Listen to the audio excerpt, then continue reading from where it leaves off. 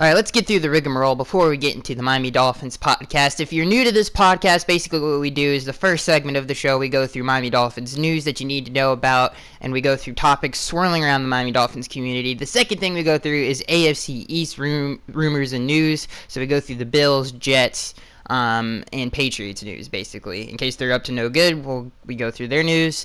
And then the last segment of the show, we do the Miami Dolphins fan Q&A. So that's basically the show. That's basically the podcast. All right, so let's get into this. All right, so there's a lot of good news here, and some things that I did not bring up in the Miami Dolphins news update specifically for this show. So hey, nothing you guys needed to know about. Of course, the Miami Dolphins news update is the show where we give you all the Dolphins news you need to know about. That's a totally different show, and I would never withhold information, obviously.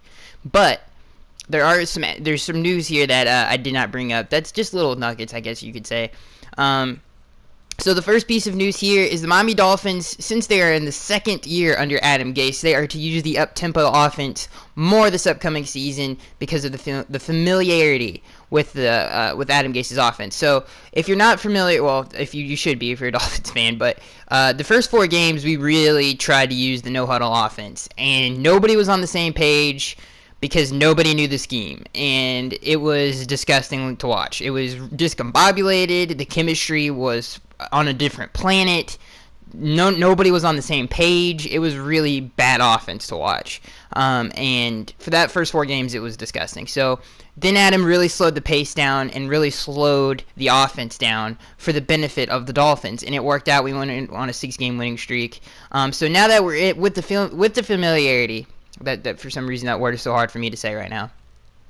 With the offense now, we can use the up-tempo offense. So this news article is Ryan Tannehill. I think it is to quote, rip it more, not that the offense is to add the up-tempo game. So if you're familiar with Adam Gase and his background, right, and Clyde's background, which he's implemented some things from his Indianapolis days, Adam has taken a lot from Peyton Manning.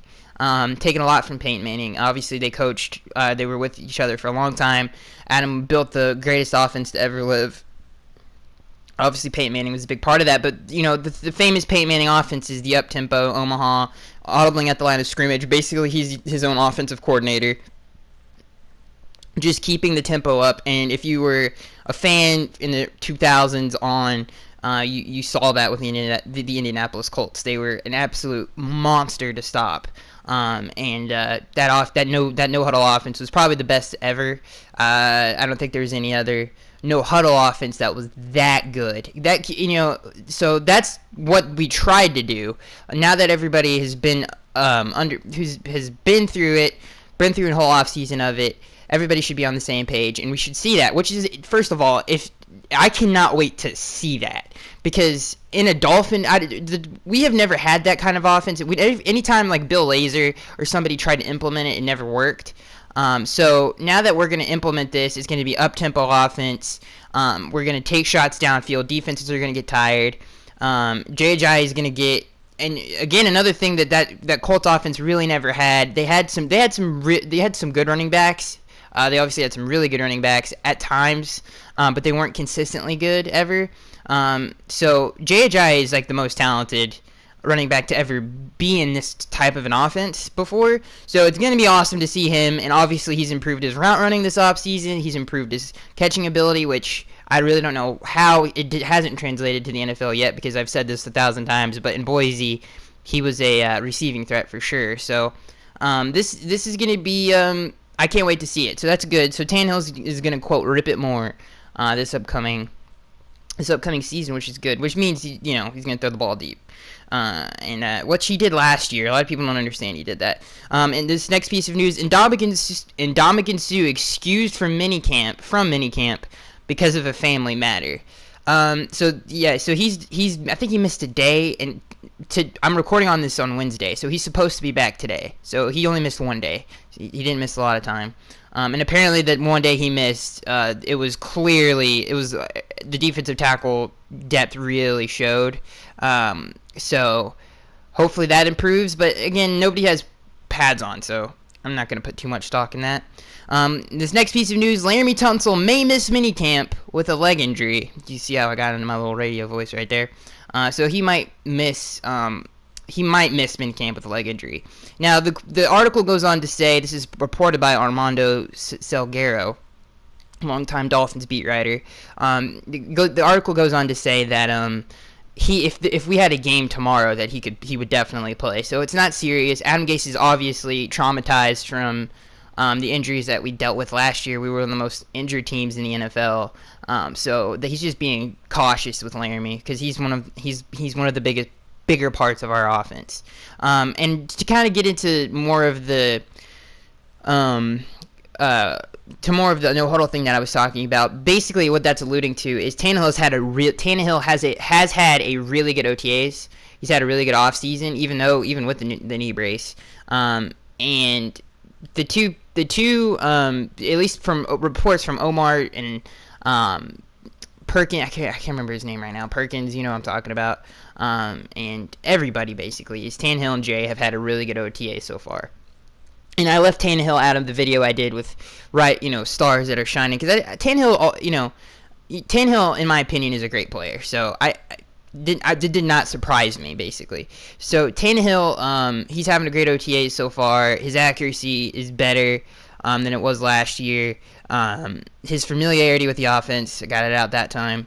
And so we have a nice little 1-2 punch in the backfield and in the passing game with Tannehill. I can't remember who called him a 1-2 punch in the press conference, but I was like, yeah, we need to. If they're the 1-2 punch, then Jarvis Landry's the drop kick. So it's just nice to hear Tannehill's having a really, really outstanding OTAs, and Jay is too, because we didn't really know with the knee brace and all that other stuff. We still don't really know. So I mean, if his athleticism is still intact, which I'm almost 100% sure it is. So that's not something we're going to have to worry about. So, yeah, there we go. So that's basically all the Dolphins news. There's nothing really else going on in the Dolphins world. See if I forgot anything. This is the podcast, man. There's no edits. This is some long pauses. Okay, here's another news story. Lawrence Timmons has made a good impression on teammates because he's been so vocal, and he's a quarterback on the defense, and that's something that the Dolphins were really missing. I know Rashad Jones, a lot of people think he's not a very vocal. He was more vocal last year than he has ever been. Even in his best season was probably in 2015. 2016 may have been his best season if he could have stayed healthy, but he's never been a vocal guy. He's never been a leader. So Lawrence Timmons, we haven't had a quarterback on the defense. I've said this 1,000 times, probably since Zach Thomas. Carlos Dan, all those guys were not really leaders. And I think Raekwon is going to be that for the future. I think he's going to be the quarterback of the defense for the future. You just got to give him time. But yeah, so there you go. That was about it for the Dolphins news. Nothing really crazy going on, other than even Adam. If you guys watched the recent press conference that Adam did, he really was high on JHI and how much he's improved since last season, which is good. And again, they brought up in the press conference that was yesterday, this is the newest one, that how important it is for running backs to come out of the backfield. And it is. Like, I've said this 1,000 dang times, how important it is in Adams' offense, because the running backs are so highly used in the receiving game. Like I said, I bring up this point all the time. Sean Moreno, not known for his receiving skills at all. He got over 500 yards receiving in a season. So Adam Gase, we need a guy to come out of the backfield in the receiving game. And Jay wasn't that last year. Damian Williams was the best at it last year, and even he wasn't the greatest at it. So now that Jay is getting a little bit more comfortable with it, which is a good thing. So yeah. All right, so that's all the Dolphins news. That's all the topics that are swirling around the league. Let's move on to the AFC East news and rumors. Usually we talk about the Dolphins for a little bit longer than this, but we're obviously going to get back into it after this. So in Patriots land, of course, good old Patriots land. We're going to start with the Patriots because I don't want to talk about everybody talks about the Patriots enough. You don't need to hear me talk about them. Jimmy Garoppolo causes quarterback controversy. Okay. Julian Edelman's contract still with the extension. There's details there if you want to go read that. I'm not going to read that. Obviously, the Patriots and Julian Edelman agree to terms. So yeah, I don't know. Clearly, with the whole, just to talk about it for 2 seconds, I'm not even gonna talk about it that long. The whole Jimmy Garoppolo page, they clearly do not want to get rid of the guy. They clearly don't, which makes me think some things. But who knows? I don't know what the heck with the whole. I'm not gonna speculate. Enough people talk about it. You can go probably watch some kind of ESPN video on it. All right, moving on to the Buffalo Bills. Nothing has happened. Nothing has happened. Nothing's happened basically with the Bills. The only thing that's happened, and I think all Dolphins fans took a deep breath and went and really could exhale, was when Jeremy Maclin signed his contract with the Ravens, and not the Bills. So there you go. So the Bills clearly think they still need some receiving help. They obviously drafted Zay Jones. They're hoping Sammy Watkins can stay healthy. So they still need another guy though. See here, the Jets. Nothing's happened other than the fact that they released Eric Decker. He's officially on the open market, and that's about it. So yeah, that's it for the AFC East news. I'm pretty sure. All right, so back to the Dolphins. Back to the Miami Dolphins here. It is amazing. Like I said, some of the things that people bring up about our team, that doesn't make any sense. Not a lot. Here's the thing. I'm gonna rant a little bit about this because I think it's important. Not a lot of people. This is the point of a podcast. So in the back of my mind, it's like, no, don't ramble because you're gonna have to edit this. But I'm gonna ramble right now, or just rant a little bit. I just rambled a little bit right there. Anyway, one of the things I want to, talk about is the Dolphins. When the Dolphins really, the national media has no idea about our team. It is amazing to me. Any Dolphins video I ever watch, obviously we're hardcore fans, so we nitpick at stupid things, but this might as well be the revenge tour. I really hope we tear it up this season and prove everybody wrong. We proved everybody wrong last year. This is like I brought this up before. The hypocriticalness, the hypocrisy that goes on in the national media. Nobody picked us to go to the playoffs last year. Even when we went on a 6-game winning streak, people said we were going to lose to the Cardinals, the Bills. I can literally pull up a clip of like 1,000 people saying that. I'll never forget that. And when we made it, I was like, let's go. People don't even know that we made. It's like people don't even know we made the playoffs last year. We get zero respect. So it's dumb. And I'm sick and tired of it because we are truly one of the more talented teams in the AFC. You just can't tell me that we're not. That would make no sense. I would slap you in the face because it just doesn't. And guys, I know I'm a Dolphins fan, and I know you probably think this guy's biased. I'm not. I would tell you if this team is not good. Okay, this team is great. This team is really talented. This team is really good. This team has a ton of great players. I'm doing my top 10 players in the AFC East, right? And I'm having a hard time doing it because I don't want to come off as a biased person or a biased fan. But if you did seriously, legitimately sit down and make a top 10 players in the AFC East, and do you know how many Dolphins are on that list? A ton of them. Okay, a lot of them are. So it's ridiculous. It is just ridiculous. We just don't get our respect. And it doesn't make any sense, but I don't care because I know how talented our team is, and everybody, and not to put high expectations on the team, and hype it up more than it already is, but it just doesn't make any sense to me. And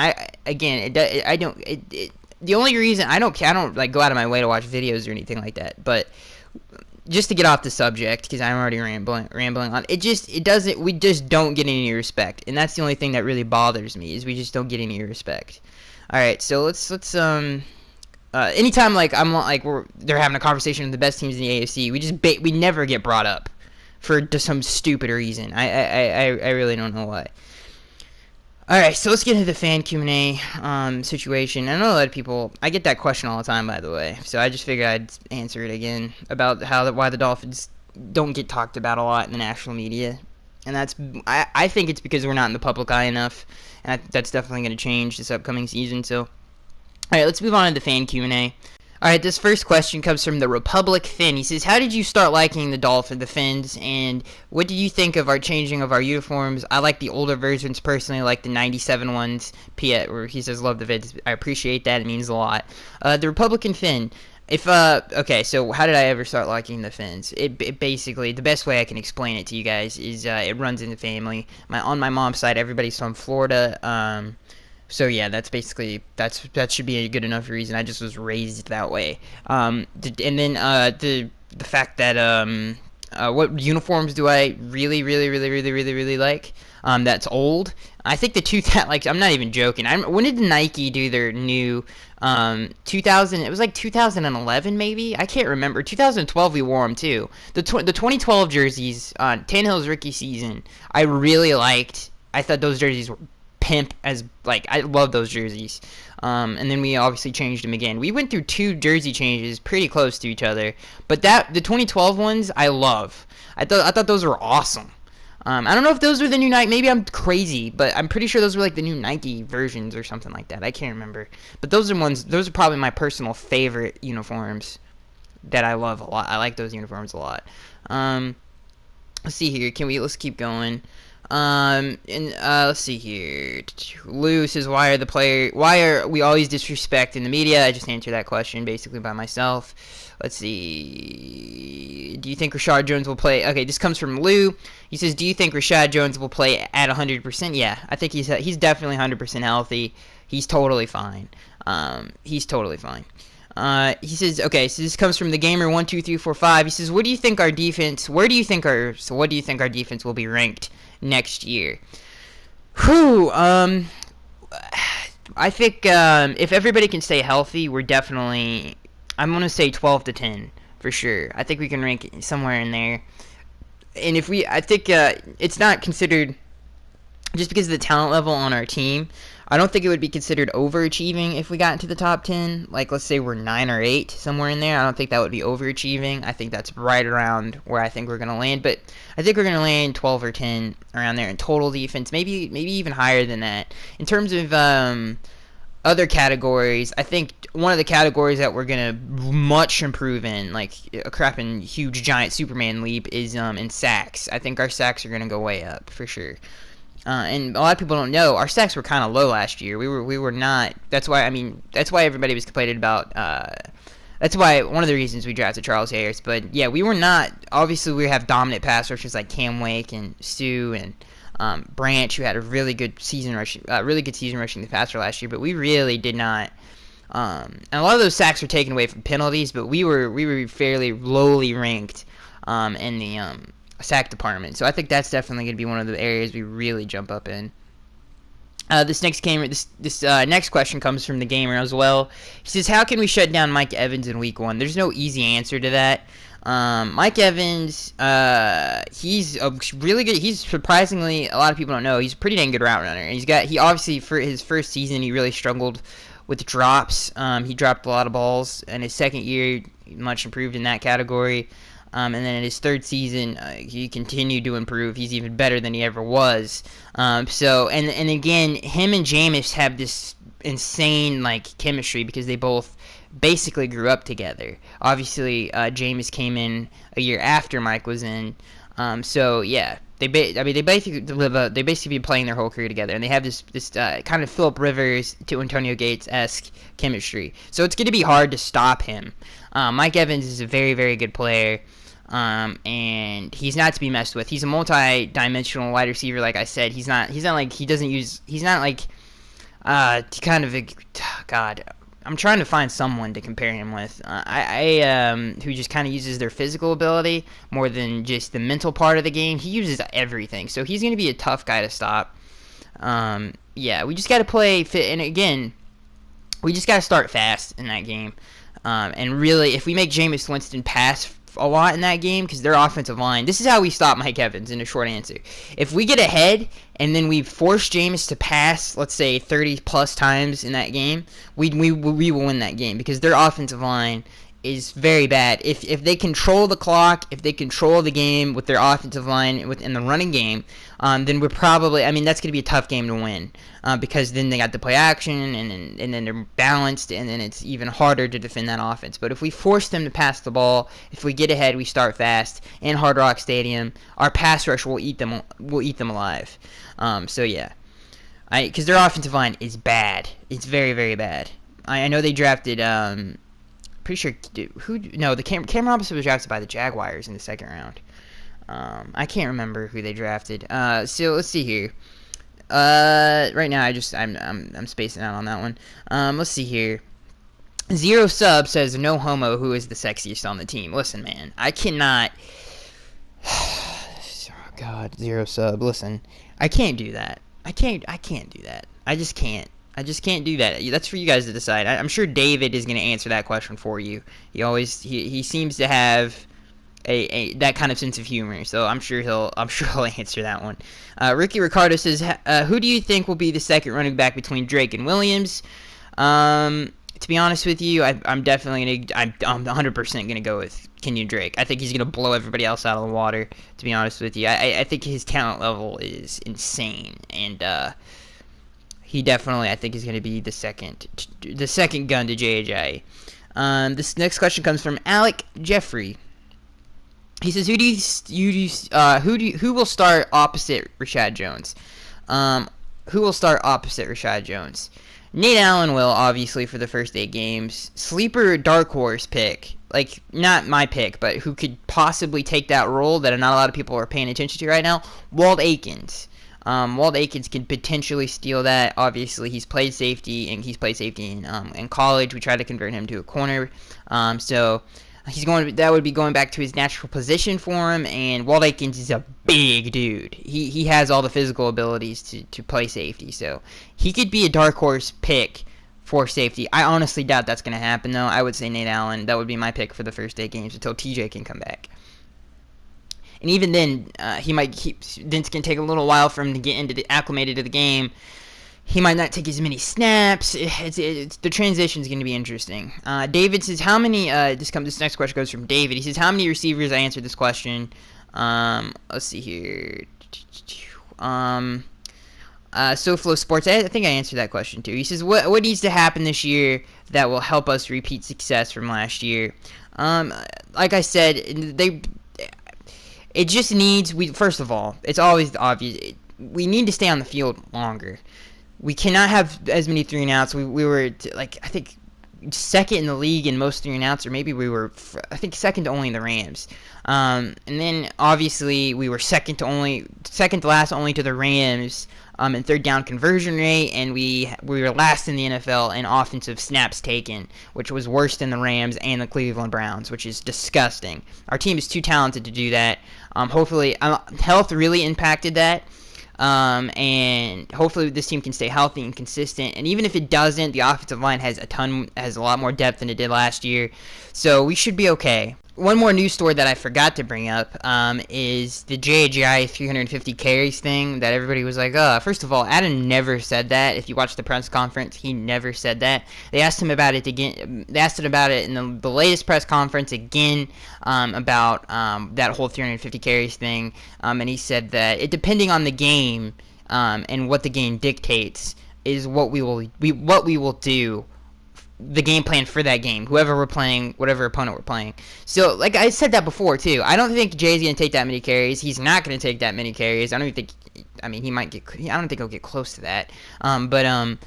So, that was a complete and utter, but it was blown out of proportion, and that was kind of a lie. It was basically a lie. He never said that's what Jay was going to do.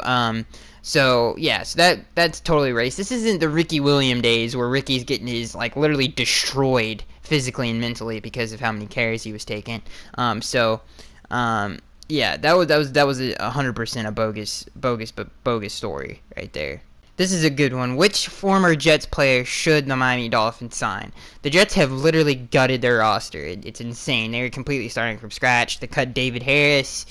They cut Eric Decker, Darrelle Revis, Nick Mangold. That's 4. Brandon Marshall's gone.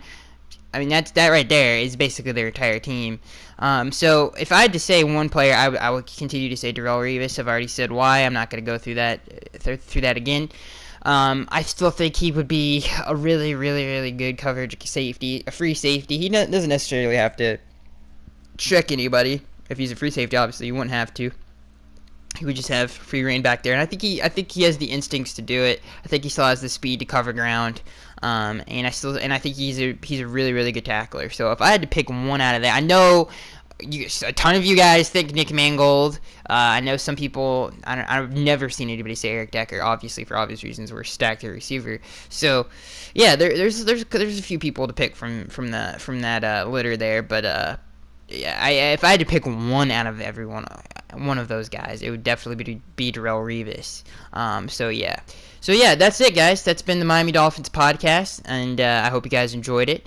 We went through the news, we went through the AFC East news, and we went through the fan Q&A, and I'm kind of sick of I cannot wait for the dang season to start already. It is getting on my nerves. We're getting so close to training camp. We're so very, very close to it, and then that's when the podcast. I can't wait for the shows to pop off when the season pops off, and when training camp starts. All this stuff is going to be much more filled with content, and it'll be a whole lot longer. So as of right now, though, we don't have a lot to talk about, and I am Sky X83, and I will see you guys in the next one.